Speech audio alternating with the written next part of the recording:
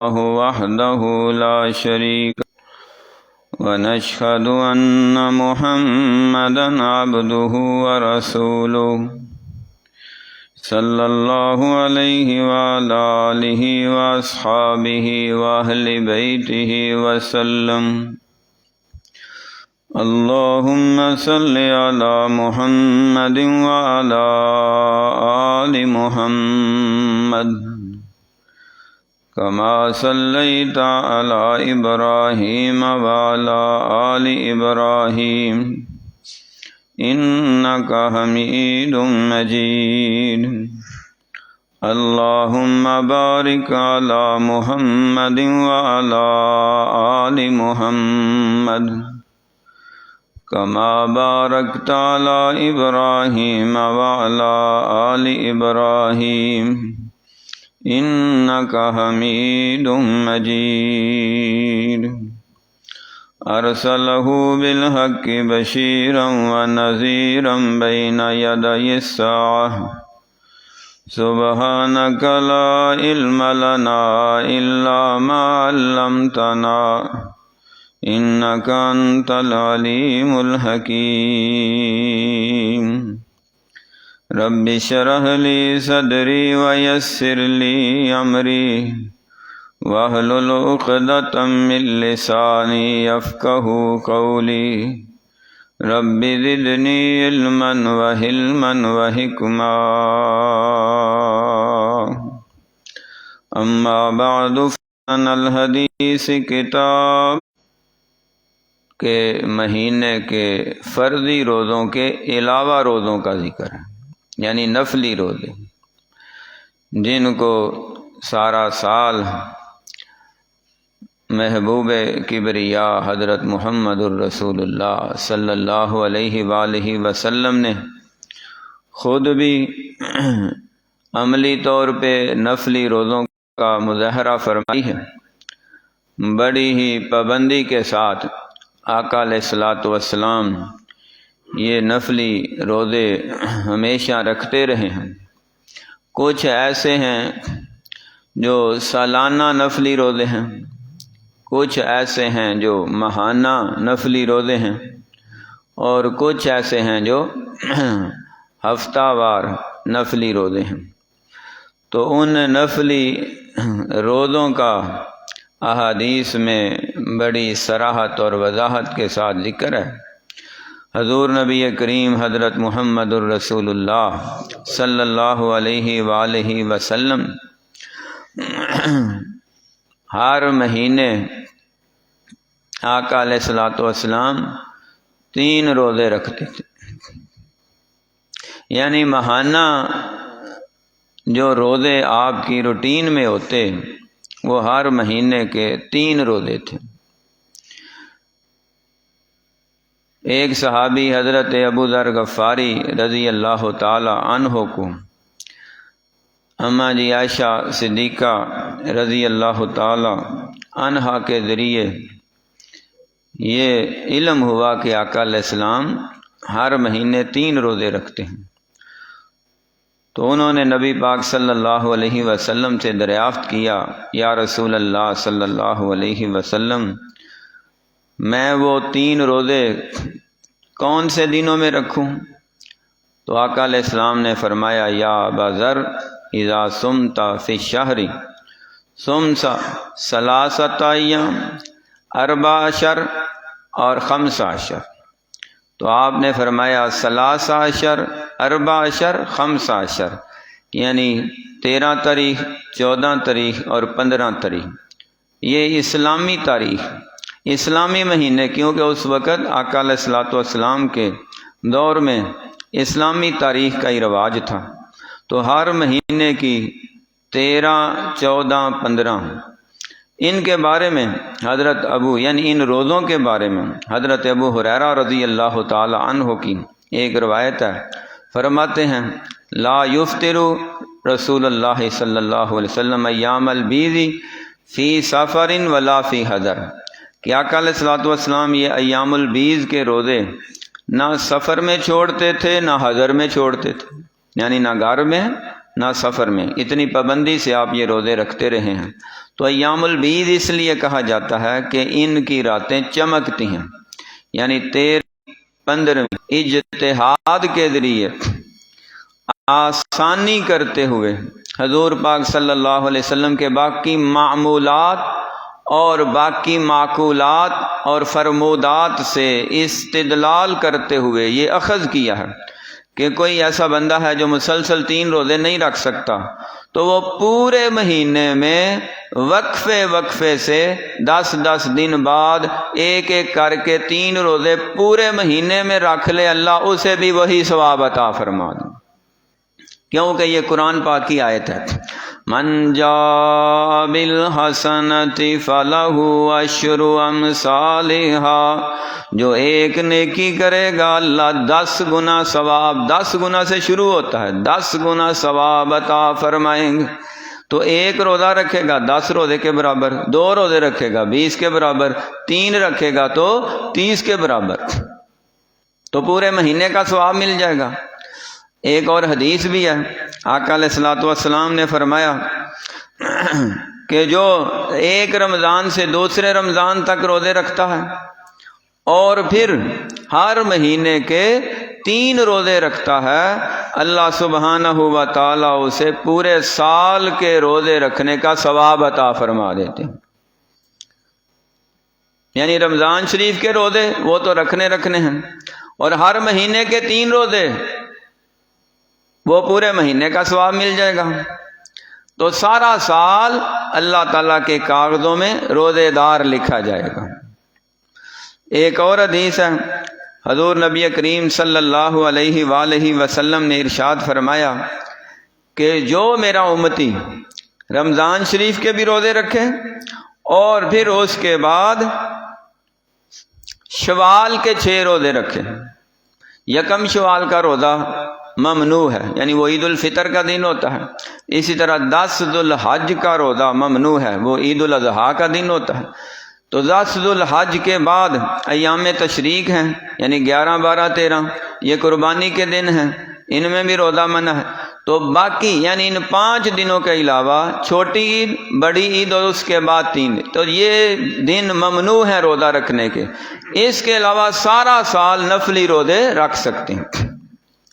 تو فرمایا کہ جو شوال کے پورے مہینے میں مسلسل رکھ لے یا کچھ دن چھوڑ کے رکھ لے، 6 روزے مکمل کرے، رب تعالیٰ اسے بھی پورا سال روزے رکھنے کا ثواب عطا فرما دیتے۔ اس کی کمیت، کیفیت اور کیلکولیشن آقا علیہ الصلوۃ والسلام نے اس طرح کر کے فرمائی کہ رمضان المبارک چونکہ پورا مہینہ 30 دن کا ہے، تو 30 دن یہ 10 سے ضرب دیں تو بن گئے 300 دن، اور وہ 6 روزے ان کو 10 سے ضرب دیں تو وہ بن گئے 60 دن۔ تو اسلامی مہینے کے جو دن ہوتے ہیں وہ 360 ہی ہوتے ہیں، یعنی اسلامی سال کے جو دن ہیں وہ 360 ہیں۔ تو ہر مہینے 12 مہینوں کے دن ملائیں، پورے سال کے 360 دن، یہ 360 روزوں کے برابر ہو گئے، پورے سال کا ثواب عطا فرما دیا جائے۔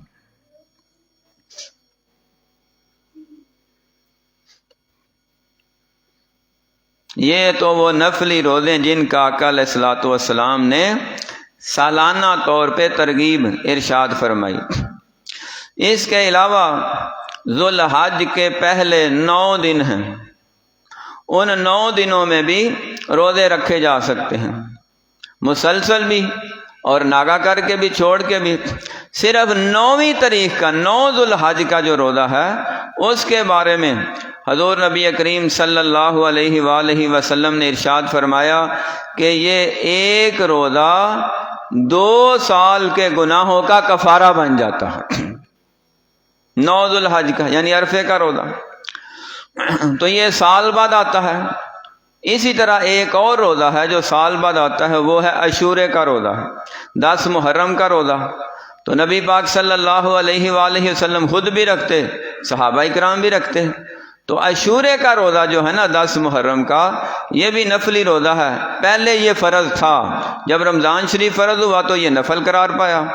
تو آقا علیہ الصلوۃ والسلام نے یہ روزہ نفل ہونے کے بعد بھی نہیں چھوڑا، بلکہ فرمایا اگر میں آئندہ سال زندہ رہا تو اس کے ساتھ 9ویں کا بھی رکھوں گا، تو یعنی اس کے نفلی روزوں کی تعداد کو بڑھا دیا۔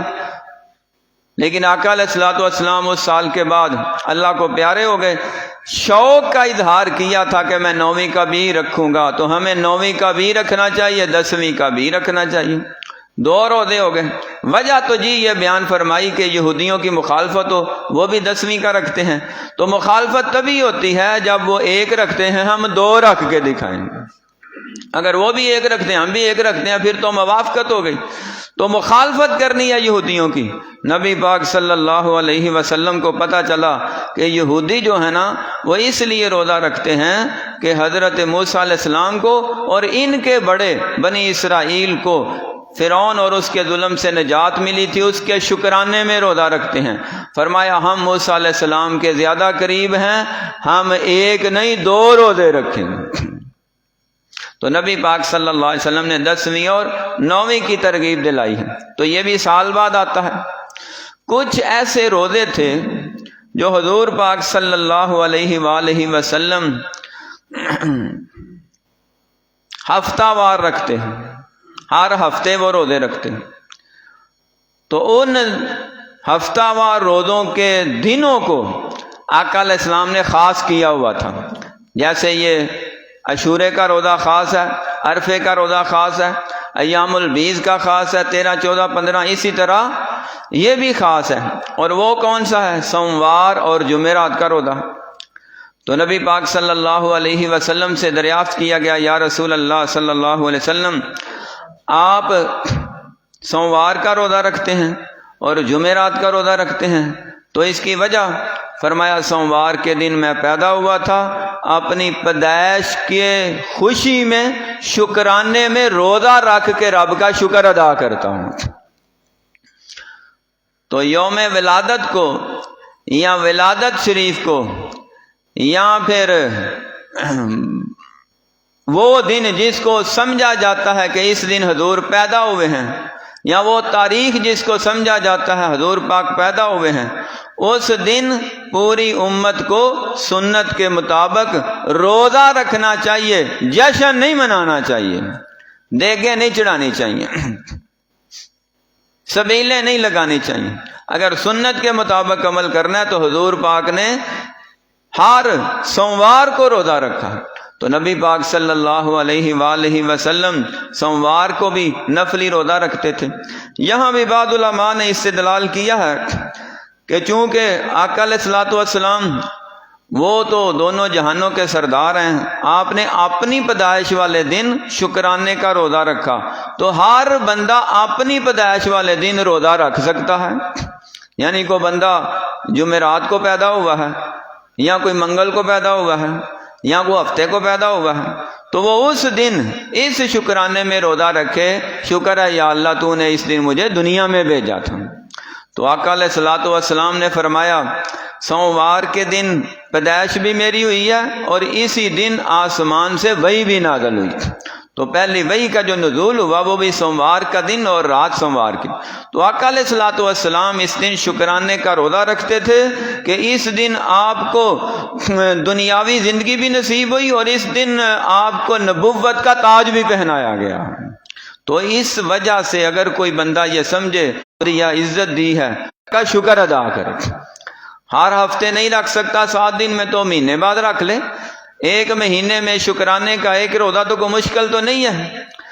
اس کے علاوہ آپ جمعرات کا بھی روزہ رکھتے تھے، تو جمعرات کے بارے میں پوچھا گیا، یا رسول اللہ صلی اللہ علیہ وسلم آپ جمعرات کا روزہ کیوں رکھتے ہیں؟ فرمایا تورد الاعمال، اس دن پورے ہفتے کے اعمال آسمان کی طرف چڑھتے ہیں، اللہ تعالیٰ کے پاس پہنچتے ہیں اور سارے ہفتے کی ڈائری لکھوائی جاتی ہے کہ پورا ہفتہ یہ بندہ یہ کرتا رہا ہے اور آج یہ عمل کر رہا ہے۔ جب میرا اعمال نامہ اللہ رب العزت کے سامنے پیش ہو تو لکھا ہو محمد روزے دار ہے صلی اللہ علیہ وسلم۔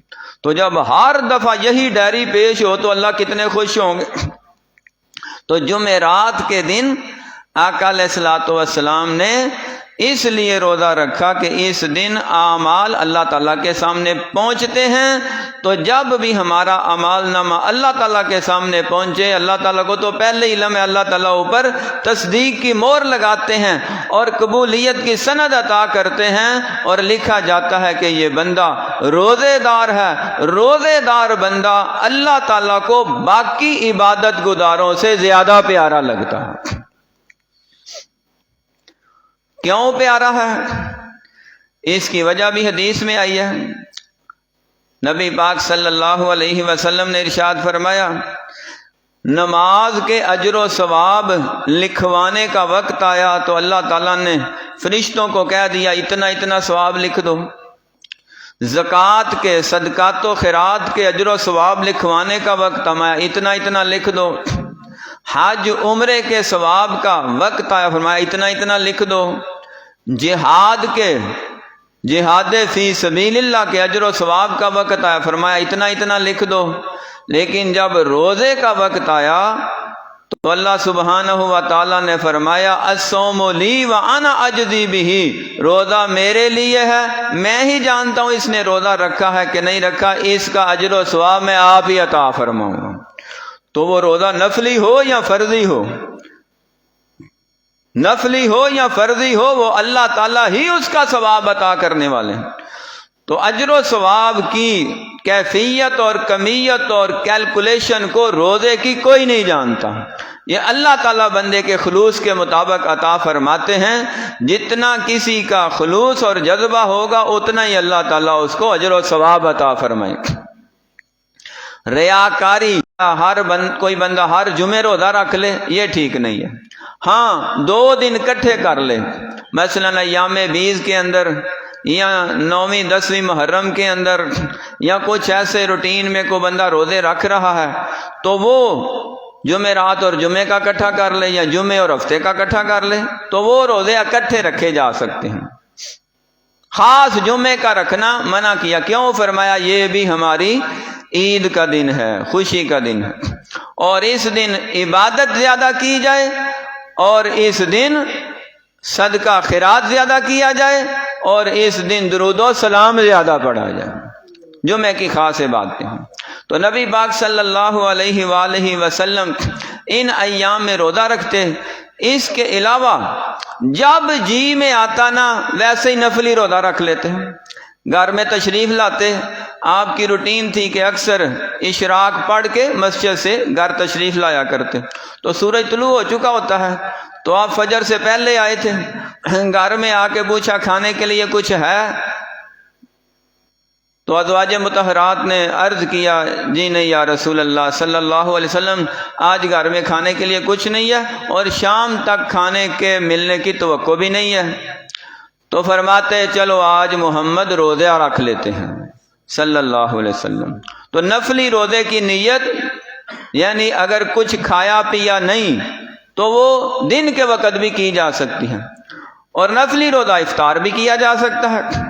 بعض اوقات آپ نے روزہ رکھا ہوتا، سحری بھی کی ہوتی، اور لیکن جب دیکھتے کہ صحابہ کرام کوئی بہت بڑی دعوت کا پروگرام بنایا ہے تو آپ کو دعوت دی جاتی، تو آپ ایک اجتماعی معاملے میں لوگوں کے اندر اتفاق اور اتحاد کی روح پیدا کرنے کے لیے، ان کے اس بڑے پروگرام میں شامل ہونے کے لیے یہ نہیں کہتے تھے میرا روزہ ہے بھائی تو تم کھاتے پیتے رہو، نہیں، آپ ان کی خوشی، صحابہ کی خوشی کی خاطر اپنا روزہ دن کو افطار کر لیتے تھے۔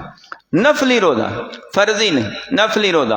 ہاں جہاد کے موقع پہ جب کافروں سے لڑائی کا مارکا ہو اور پتہ ہو کہ بس مقابلہ ہونے ہی والا ہے، اس وقت فرضی روزہ بھی افطار دن کو کیا جا سکتا ہے وقت سے پہلے۔ آپ نے فتح مکہ پہ کیا بھی تھا۔ تو نفلی روزہ جو ہے یہ کسی ایمرجنسی پروگرام پہ یا کوئی بہت بڑا اللہ نہ کرے حادثہ ہو گیا تو وہ روزہ افطار کیا جا سکتا ہے۔ اس کے علاوہ سرکار دو عالم صلی اللہ علیہ وسلم نے ایک دن چھوڑ کے ایک دن روزے کی ترغیب دی ہے۔ فرمایا یہ حضرت داؤد علیہ السلام اس طرح نفلی روزے رکھتے تھے، یہ روزے اللہ کو سب سے زیادہ پیارے داؤد علیہ السلام کے روزے ہیں جو فرضی روزوں کے علاوہ نفلی روزے رکھتے تھے، اور نفلی روزے ایک دن ناگا کیا، ایک دن روزہ رکھا۔ صحابہ کرام رضوان اللہ علیہ مجمعین نے بھی ایسا کرنا شروع کر دیا کہ ہم بھی ایسا کریں گے۔ آقا علیہ الصلوۃ والسلام نے فرمایا تم میں سے کون ہے جو محمد کا اعمال کے لحاظ سے مقابلہ کر سکے؟ صلی اللہ علیہ وسلم، ایکم مثلی، کون ہے تم میں سے؟ لہذا جو میں کہتا ہوں وہ کرو، جو میرے ذاتی اعمال ہیں جو خاص نبوت کا حصہ ہیں ان کو تم اپنی زندگی میں شامل کرو گے تو تھک جاؤ گے اور عبادت کر کر کے تمہارا جسم کمزور ہو جائے گا۔ مجھے تو اللہ تعالیٰ جب میں دوپہر کو سو جاتا ہوں، قیلولہ کرتا ہوں، اللہ غیبی طور پہ کھلا بھی دیتے ہیں، پلا بھی دیتے ہیں، رجا بھی دیتے ہیں۔ تو روزے کی کمزوری نہیں ہوتی نبی پاک صلی اللہ علیہ وسلم کو، یہ خاص آقا علیہ السلام کے لیے۔ ایک صحابی تھے عبداللہ بن عمر بن عاص رضی اللہ تعالیٰ، انہوں نے اصرار کیا یا رسول اللہ صلی اللہ علیہ وسلم میں نوجوان ہوں، طاقتور ہوں، میں تو آپ جیسے روزے رکھ سکتا ہوں۔ آقا علیہ السلام جلال میں آ گئے، غصے میں آ گئے، حتیٰ کہ آپ اتنے غصے میں آئے کہ سرکار دو عالم صلی اللہ علیہ وآلہ وسلم کا غصہ دیکھ کے حضرت عمر آگے بڑھے، مجلس برپا تھی، آگے بڑھے، دو زانو ہوئے، آقا علیہ السلام کے گھٹنوں پہ ہاتھ رکھا اور بار بار یہ کلمات پڑھنے لگے، رضینا باللہ ربن، رضینا باللہ ربن وبالاسلام دینا وبمحمد نبیا ورسولا نعوذ باللہ من غضب اللہ، نعوذ باللہ من غضب اللہ وغضب رسول اللہ۔ ادھر آقا علیہ الصلوۃ والسلام بار بار فرما رہے ہیں ایکم مثلی، تم میں سے کون ہے جو میرا مقابلہ کر سکے؟ ادھر حضرت عمر بار بار یہی کہے جا رہے ہیں، رضینا باللہ ربن بالاسلام دینا وبمحمد نبیا ورسولا نعوذ باللہ من غضب اللہ وغضب رسول اللہ۔ ہم اللہ کو رب مان کے راضی ہیں، ہم پیغمبر کو محمد الرسول اللہ کو نبی، آخری نبی مان کے راضی ہیں، دین اسلام پہ راضی، اس دین میں جو ہے خیر اور بلائی، ہم اللہ کے غضب سے پناہ چاہتے ہیں، اللہ کے پیغمبر کے غضب سے پناہ چاہتے ہیں۔ بار بار بار بار آقا علیہ السلام کے غصے کو ٹھنڈا کرنے کے لیے یہی کلمات کہتے رہے۔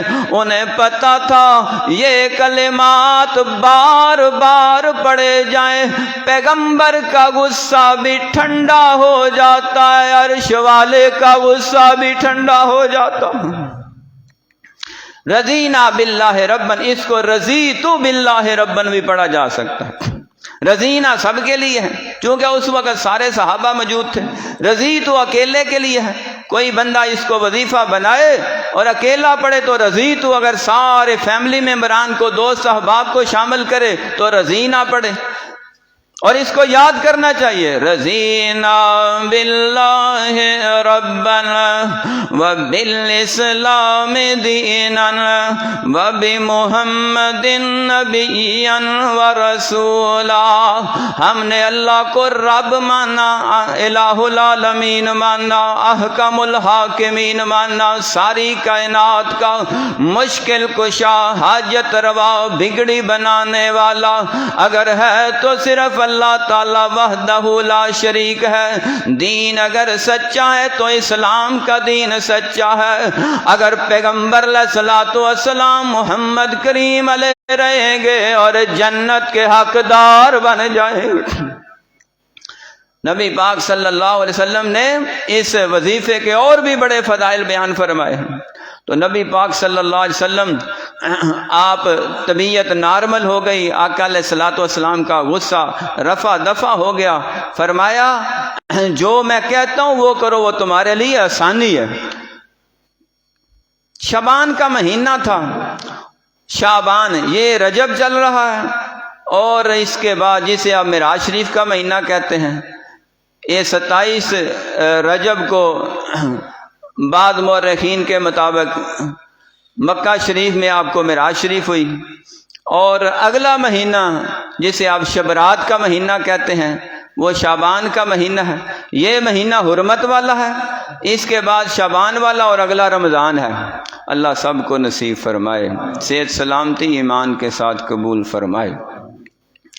تو شعبان، اس کے آپ 15 تک کثرت سے روزے رکھتے ہیں، اور جب صحابہ کو پتا چلا، آپ نے تعلیم یہ فرمائی تھی کہ رمضان کے بعد جس مہینے کے کثرت سے روزے رکھنے ہیں نا وہ شعبان ہے، تو انہوں نے بھی کثرت سے روزے رکھنے شروع کر دیے بغیر ناگا کیے۔ اس وقت غصے کا اظہار فرمایا تھا، بغیر ناگا کیے تم نے 3 سے زیادہ روزے نہیں رکھنے، وہ ایام بیز کے ہیں 13، 14، 15۔ یہ جو شبرات مشہور ہے، یہ شبرات کا ایک روزہ رکھ لیتے ہیں، سنت اصل میں 3 روزے ہیں، 13، 14 اور 15۔ اگر رکھنے ہیں تو 3 روزے رکھنے، اور اس شبرات کو اتنے رات کے جو فضائل ہیں وہ تو ویسے ہی ضعیف روایات ہیں، آپ 15 کے بعد بھی روزے رکھتے ہیں، لیکن امت کو آپ نے تاکید فرمائی کہ تم 15 شعبان تک روزے رکھ لو، نفلی جتنے رکھنے ہیں، اس کے بعد وہ بندہ جو روٹین میں جمعرات اور سوموار کا روزہ رکھ رہا ہے وہ رکھے، ادروائز اپنے آپ کے جسم کو توانائی اور طاقت کے ذریعے رمضان کے لیے تیار کرو، تاکہ رمضان میں روزہ رکھنے سے کمزوری محسوس نہ ہو۔ یہ نہ ہو کہ بندہ ساری رات نفل پڑھتا رہے اور فجر بھی جاتی رہے، تو نفل پڑھ کے فجر کو ضائع کرنا یہ کوئی عقل مندی نہیں ہے، نفلی روزے رکھ کے فرضی روزوں کو چھوڑ دینا یہ کوئی عقل مندی نہیں ہے۔ تو فرمایا نفلی روزے پہلے رکھ لو، لیکن افضل روزے کون سے ہیں؟ افضل روزے تو رمضان کے فرضی روزے ہیں، اور اس کے بعد کون سے افضل؟ شہر اللہ المحرم، رمضان شریف کے بعد، رمضان کے بعد سب سے افضل اللہ کے ہاں جو روزے ہیں وہ محرم الحرام کے روزے ہیں۔ شہر اللہ المحرم، یہ اللہ کا مہینہ، حرمت والا مہینہ ہے، تو محرم کے روزے تاجدار کربلا امام حسین رضی اللہ تعالیٰ عنہ جب کربلا میں تشریف لائے تو اس وقت بھی انہوں نے شہادت کی حالت میں روزہ ہی رکھا ہوا تھا، روزے کی حالت میں تو شہید ہوئے، سارا کنبہ قبیلہ روزے سے تھے۔ تو یہ آقا علیہ السلام کی تعلیمات میں سے ہے کہ محرم کے روزے وہ اللہ کے ہاں رمضان کے بعد سب سے افضل روزے ہیں۔ بعض روایات میں آتا ہے ذوالحج کے جو پہلے 9 دن ہیں وہ افضل دن ہیں، یعنی 10 دن کی عبادت اور 9 روزے، یہ اللہ کے ہاں افضل ہیں۔ اب یہ افضلیت کا معیار اللہ کے پاس ہے، ہمارا ان حدیثوں پہ ایمان ہونا چاہیے، وہ بھی افضل ہیں، یہ بھی افضل ہیں۔ اللہ تعالیٰ وہ سب سے اعلیٰ اولا ہے جو مدینے والے سرکار محمد صلی اللہ علیہ وسلم، ان کا ہر فرمان اعلیٰ اور افضل ہے، ہمارا کام عمل کرتے رہنا ہے، اجر و ثواب عطا کرنا عرش والے کا کام ہے، تو کچھ نہ کچھ کرتے رہنا چاہیے۔ سال بعد رمضان شریف کے روزے رکھنا یہ تو ہیں ہی ہیں فرض، وہ تو رکھنے ہی رکھنے ہیں۔ اس کے علاوہ اللہ تعالیٰ کی محبت میں، اللہ تعالیٰ کی رضا میں، اللہ تعالیٰ کی خوشنودی میں روزے رکھنے والوں کو جو نفلی روزے رکھتے ہیں اللہ تعالیٰ اپنا خاص بندہ بنا لیتے ہیں۔ پھر یہ نفلی روزہ یہ اس قدر طاقتور چیز ہے اور اس قدر وزنی عمل ہے کہ روزے کو اللہ تعالیٰ نے بعض ایسے اعمال کا کفارہ ادا کرنے کو کہا ہے جس کا نعم البدل دوسرے باقی اعمال کو چھوڑ کر فرمایا روزہ رکھ لو گے تو رب تعالیٰ تمہاری ان قصور اور غلطیوں میں جان بھی بچا لیں گے، مال بھی بچا لیں گے، عزت اور آبرو بھی بچا لیں گے۔ مثلا کسی بندے نے جھوٹی قسم کھا لی ہے، اب جھوٹی قسم کا کفارہ کیا ہے؟ جہاں آقا علیہ الصلوۃ والسلام نے اس سے بڑی سختی سے اور اللہ تعالیٰ نے سختی کے ساتھ منع کیا کہ کوئی بندہ جھوٹ نہ بولے، اور جھوٹی قسم خاص طور پہ فرمایا زندگی بھر اپنی جان قربان کرنے کے لیے تیار ہو جائے، جھوٹی قسم نہ کھائے۔ اتنا بڑا یہ گناہ ہے۔ ہاں اگر کسی بندے نے سچی قسم کھا لی ہے اور وقت ایسا بن گیا ہے کہ وہ قسم توڑنی پڑ گئی ہے، مثلا کسی بندے نے قسم کھائی کہ اللہ کی قسم میرا جناب اپنے ہمسایوں سے بھائیوں سے جھگڑا ہو گیا، میں ساری عمر ان کے کسی خوشی غمے میں نہیں جاؤں گا، تو قسم تو کھا لی ہے لیکن ہے اس کی غیر شرعی قسم، اس کو توڑ کے کفارہ ادا کر لے۔ کفارہ کیا؟ فرمایا 3 روزے رکھے، تو وہ 3 روزے اس کے قسم کا کفارہ بن جائیں گے۔ کچھ اور بھی ہیں، 10 مسکینوں کو کھانا وغیرہ کھلا دے، تو آپشن تو ہیں، لیکن روزہ یہ بہترین کفارہ ہے۔ اس طرح آقا علیہ الصلوۃ والسلام کے اوپر جو یہ آخری قرآن نازل ہوا ہے، آخری کتاب نازل ہوئی، یہ پہلی امتوں میں سے خاص طور پہ اللہ نے چن چن کے وہ اعمال عطا کیے ہیں جو کسی کے حصے میں نہیں آئے ہیں۔ فرمایا کسی بندے سے قتل ہو گیا، قتل خطا، جان بوجھ کے نہیں کیا، غلطی سے قتل ہو گیا ہے، تو اس کا کفارہ کیا ہے؟ وہاں بھی کفارہ فرضی روزے نہیں، نفلی روزے ہیں۔ فرمایا نفلی روزے رکھے، 60 روزے رکھے اور اس کفارے کو ادا کرے۔ اب 60 روزے رکھنے سے وہ جو قتل کا کفارہ ہے، ان کو جو جن کا بندہ قتل ہو گیا ہے ان کو کچھ ملا ہے؟ انہیں تو کچھ بھی نہیں ملا۔ قتل خطا کا کفارہ دیت بھی ہے، اور دیت کیا ہے؟ 100 اونٹ۔ اب 100 اونٹ اگر دے گا پھر تو انہیں کچھ ملے گا، لیکن اگر روزے رکھے تو ان کو کچھ نہیں ملے گا، ان کو اللہ تعالیٰ اپنی جناب سے وہ کچھ عطا کریں گے جو 100 اونٹ سے بھی زیادہ ہو، کیونکہ مالداروں کے لیے 100 اونٹ کی قیمت ادا کرنا آسان ہے اور 60 روزے رکھنے بڑے مشکل ہیں۔ مگر نفلی روزے رکھو، یہ کفارہ بنے گا۔ رمضان شریف کی اور روزے کی حالت میں ایک صحابی سے غلطی ہو گئی۔ غلطی یہ ہوئی کہ روزے کی حالت میں انہوں نے اپنی بیوی سے ہم بستری کر لی، اور بعد نے لکھا ہے کہ روزہ تو نہیں تھا لیکن رمضان کی راتیں تھی، کیونکہ رمضان شریف کی راتوں میں پہلے پابندی تھی کہ پورا مہینہ یہ بیوی کے پاس نہیں جانا، تو پہلی بات زیادہ اصح ہے کہ روزے کی حالت میں وہ اپنی بیوی سے ملاقات کر لی، ہم بستری کر لی۔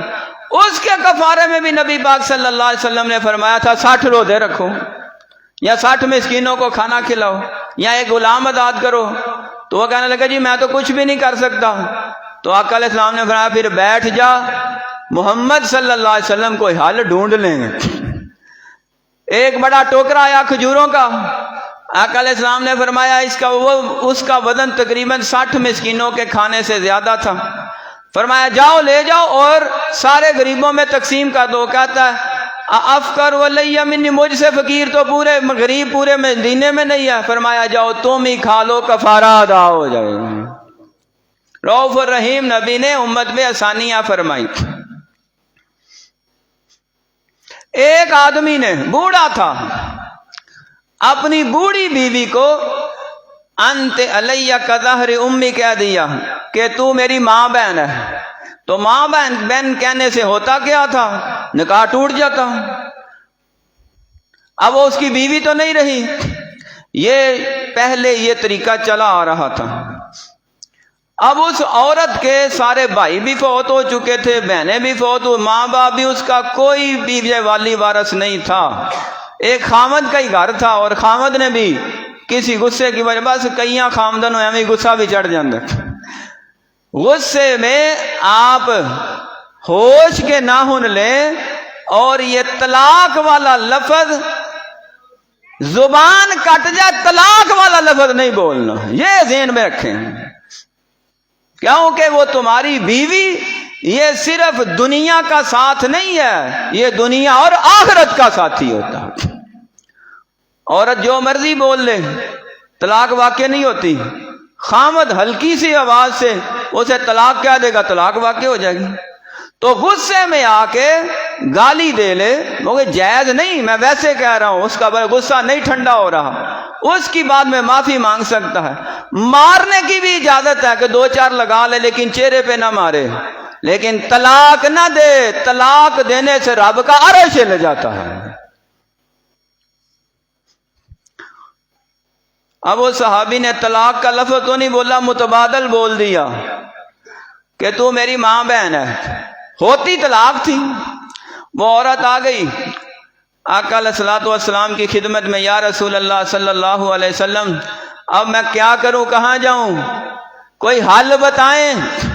اس کو بھی تو حل بتایا تھا جس کو کھجوروں کا ٹوکرا چکا دیا تھا، مجھے بھی حل بتائیں۔ فرمایا اس کے لیے تو جبریل آیا تھا، تیرے مسئلے کے حل کے لیے ابھی جبریل اللہ کا حکم لے کے نہیں آیا، میں اپنی مرضی سے نہیں بولتا۔ ما ینطق عن الہوی ان ہوا الا وحی یوحی، محمد جو فرماتے ہیں عرش والے کی وحی کے مطابق فرماتے۔ سونے نبی دی زبان ساڈے واسطے قرآن، سونے نبی دی زبان ساڈے واسطے قرآن، کسے ہور دا بیان چنگا لگدا ہی نہیں۔ خدا آپ کے آ جبریل تجا، خدا آپ کے آ جبریل تجا، جا کے سونے نو لیا فرق سجدہ ہی نہیں۔ اللہ سبحانہ و تعالیٰ نے ابھی وحی نازل نہیں فرمائی۔ اپنی مرضی سے اگر محمد صلی اللہ علیہ وسلم مسئلے کا حل نہیں بتاتے تو کسی امام کو، کسی پیر کو، کسی مرشد کو اور کسی وزیر کو اور صدر کو جرت ہے کہ اپنی مرضی سے مسئلے کا حل بتا دے؟ قطعاً نہیں ہے۔ اللہ کے فرمان کے مطابق ہی فیصلہ ہوگا۔ روایات میں آتا ہے اس عورت نے آسمان کی طرف نگاہ دوڑائی اور اتنی بلند آواز سے چیخ ماری، اور جیسے ابھی تھا، جیسے ابھی یہ اس کا ہارٹ فیل ہو جانا، ابھی ڈیتھ واقع ہو جانی ہے۔ اتنی زور سے وہ چلائی، یا اللہ اب میں کہاں جاؤں، میرے لیے آسمان سے کوئی آسان حل نازل فرما۔ اللہ نے پوری سورہ مجادلہ نازل فرما دی، فرمایا اس کے خامد کو بھی بلائیں اور اسے کہیں تم نے اس کو ماں بان کیا ہے کہ غلطی تو کی ہے، اس کا کفارہ یہ ہے طلاق واقع نہیں ہوگی، 60 روزے رکھ لو، اللہ تعالیٰ معاف فرما دیں۔ قد سمع اللہ قول التی تجادلک فی زوجها وتشتکی اللہ واللہ یسمع تحاورکما ان اللہ سمیع بصیر۔ خولا مائی جد لاچار ہوئی، اگے نبی دے عرض گزار ہوئی، نبی موڑ دیتی دخیار ہوئی، کہو لا الہ الا اللہ، رب کلی وئی تے شاد کیتی، شودی اجڑی گود آباد کی مداد کی اللہ۔ توتا بولے بیٹھا بیری تے، مائی جانی ہے کیوں تو ٹیری تے، رو رب دی آس دلیری تے، کہو لا الہ الا اللہ۔ کیڑی رنی رب رحمان اگے، انہیں عرض نہ کیتی سلیمان اگے، پڑھ ویہ تے رکھ قرآن اگے، کہو لا الہ الا اللہ मुहम्मदुर रसूलुल्लाह सल्लल्लाहु अलैहि वालैहि वसल्लम। ये वो फरामीन हैं जो हमारी रहनुमाई करते हैं कि मदद हमेशा अल्लाह से मांगनी है, ताबेदारी हमेशा मुहम्मदुर रसूलुल्लाह सल्लल्लाहु अलैहि वसल्लम की करनी है, और अल्लाह को राजी करने के लिए जहाँ वाजिबात और फराइज अदा करते हैं वहाँ नफली सदका भी करें, नफली इबादत भी करें, नफली नमाज भी पढ़ें, नफली रोजे भी रखें, क्योंकि नफली रोजे रखने से रब ताला का गजब और गुस्सा ठंडा हो जाता है। अल्लाह ताला उस बंदे पे अपनी रजा का सर्टिफिकेट अता फरमा देते हैं। रखेंगे इंशाअल्लाह।